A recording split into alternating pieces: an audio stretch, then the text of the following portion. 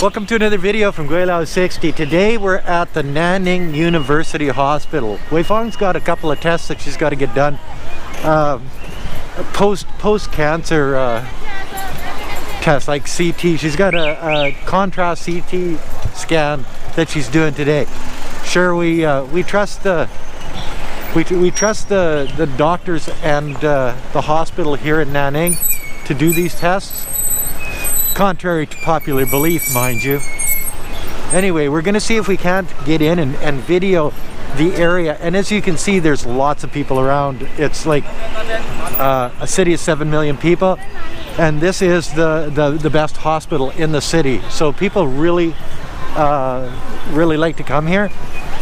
They trust it more than the other hospitals, and basically that's why we're here. But I think this is the only hospital in Nanning that we know of that has oncologists, cancer doctors, and they actually really know what they're doing here. So without further ado, let's see if we can't get in there and see if they'll actually let us in the hospital with a camera. You see that they've got checks here for everybody going in. They're taking their temperature, they're taking their QR code, and social distancing in a place like this is virtually impossible because there's just too many people.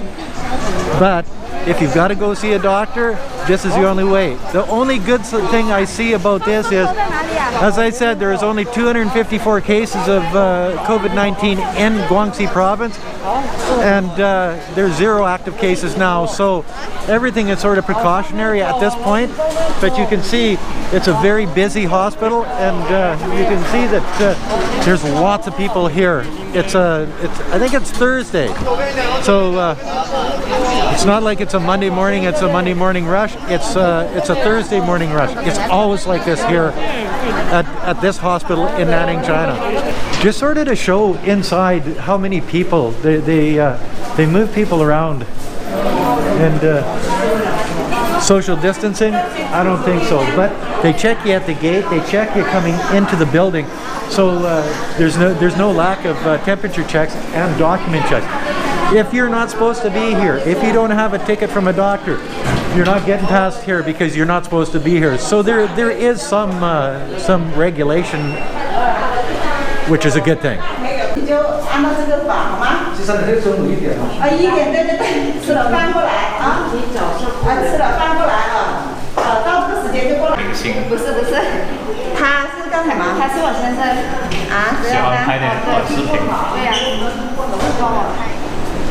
There was one healthcare worker in there when Wei Fang was filling out documentation that said no cameras inside. So you gotta, I guess, not videotape inside. Respect their authority and try not to get run over by a car. You know, so the idea that even in China, healthcare issues are personal issues, and it's good that they don't have cameras in. I'm going to try to do a little bit more videotaping around here, but you know, the idea of this videotape that I'm doing today is to show the viewers out there what it's like at a Chinese hospital. Yeah, there's lots of people. Like here, I'm going to turn the camera around, and you can see behind me over here the lineup of people going into admission and discharge, Department of Medical Management, inpatient, ultrasounds. Oh, so that could probably be a lineup for ultrasounds. But in China here, they are so efficient. I know when Wei Fang got her blood tested here, I don't know, 3 months ago, she was like 300 and some down from the top of the list. I think it took an hour for them to get to her. So, you know, the idea that there's lots of people doesn't slow the system down. Wei Fang came to the hospital on Monday. Oh no, Monday was closed. We came here on Monday, but then we had to come back on Tuesday. Today is Thursday, 2 days later. She's being scheduled for CT scans, bone scans, ultrasound, mammogram. She's had pap test, blood test, and this is the end of it. So 2 days later, she has all of this stuff done for her, or to her, whichever way you want to look at it. And the cost was only 2,100 RMB, which is 500 bucks, 400 bucks. You know, in Canada or the United States, that would easily be a 10,000 or more dollar bill. But here in China, maybe because they go through so many people, you know, economies of scale, that they can do it a lot less expensive, or it's just that they don't hose their people with medical costs like they do in Canada and the United States. But then again, Canada has free healthcare, but nothing is free in this world. You know that the tax dollars that you take out of your check, that you pay the government, goes into those social welfare programs to make it so it seems free, but it's not really free. The cost of this stuff is astronomical, to say the least. Here, it's not so bad. You just dig it out of your pocket, you pay the bill, and the thing is, 2 days later, you're done all of these things, where in the West, well, I know in Canada, to get all of this stuff scheduled and done would probably take about a month. You got to go see your general practitioner, then you got to go see a specialist, then he orders the test. After he orders the test, then he sends it off to somebody else, and they get a hold of you either by mail, telephone, or email, and tell you when it's scheduled for your CT scan or ultrasound or whatever you've got scheduled. And then you've got to show up. Then after it's done, after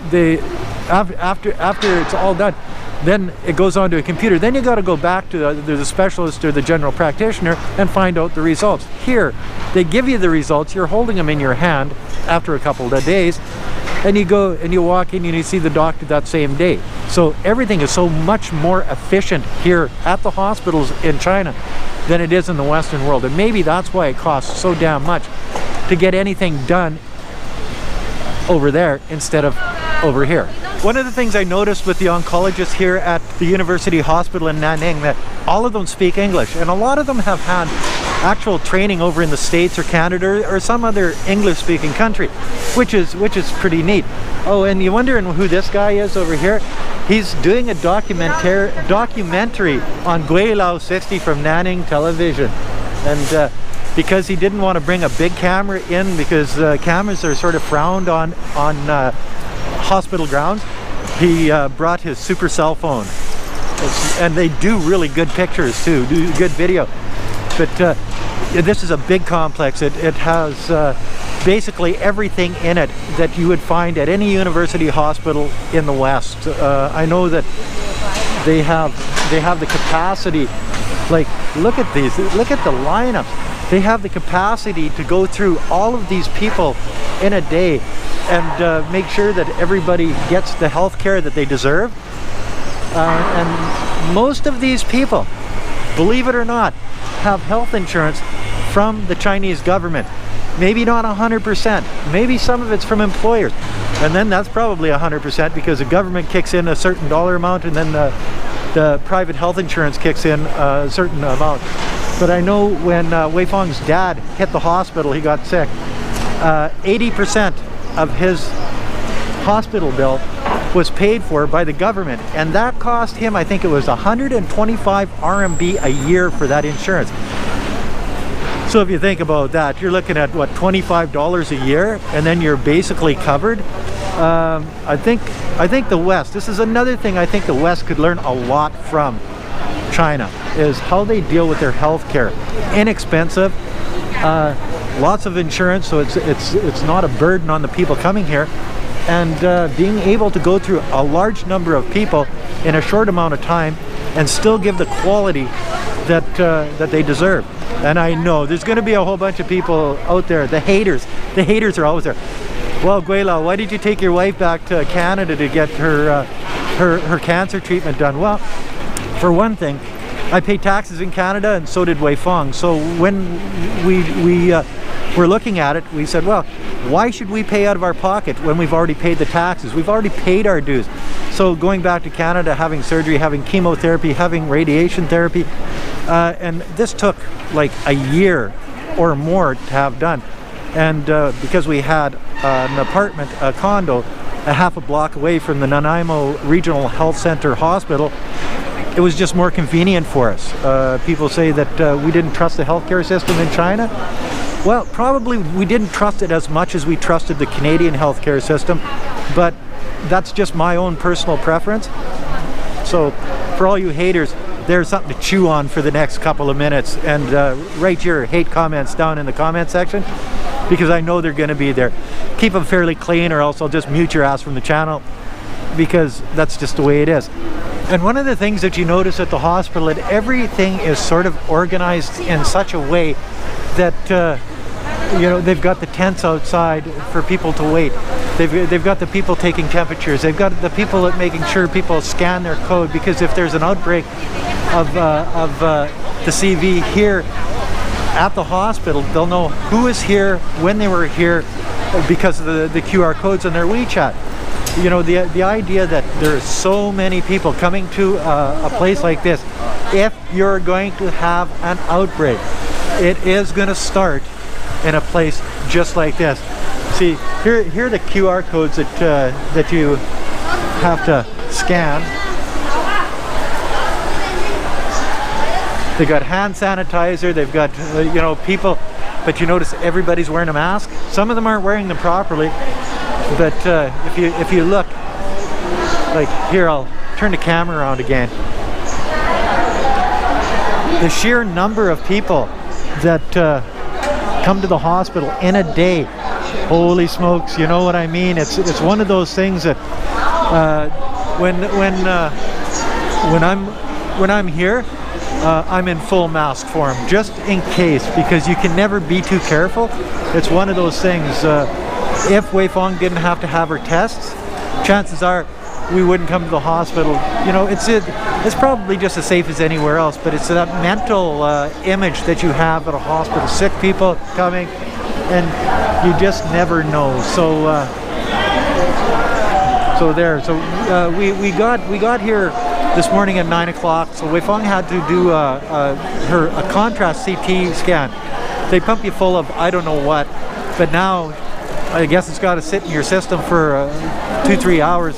And Wei Fong has to go home, drink a whole bunch of water, and come back at 1 o'clock this afternoon. So I guess what I'm saying is maybe we'll end this video later on this afternoon and see if anything changes between now and then. So I'll be right back. Well, there you go. We're back at the hospital at 1 o'clock in the afternoon, or 2 minutes to 1. Timing's good. Wei Fong is already gone for her CT scan, so I'm just sitting here waiting. But you look around, and there's not as many people here now. And why is that?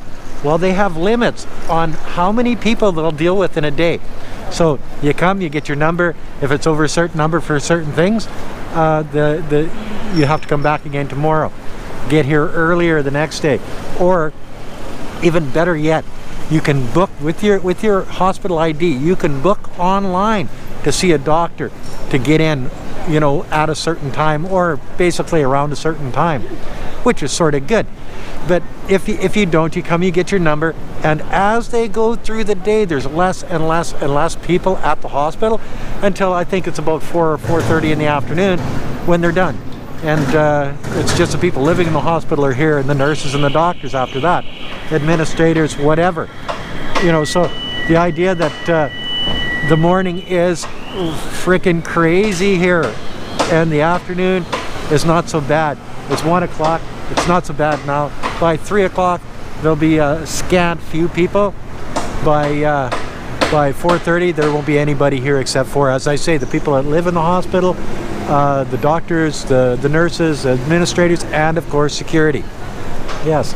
So just waiting for Wei Fong to get out of her CT scan, and then away we go. We're off to Brazilian barbecue at the Yongjiang Hotel this evening. We're hoping Daniel comes with us. He's the young guy that's doing a documentary from Nanning TV on yours truly, Gweilo 60. Go figure, eh? So that's another video from Gweilo 60. If you like this video, as always, like, comment, subscribe, push that share button. Don't forget to hit your subscribe button. Don't forget to hit the bell, and don't forget to make a comment. And never forget to put a couple bucks on the Patreon account, the children's Patreon account. It's for a good cause. It helps poor rural Chinese children. They just need a hand. We can give them that hand. Help me help them. Thanks for watching. Bye now.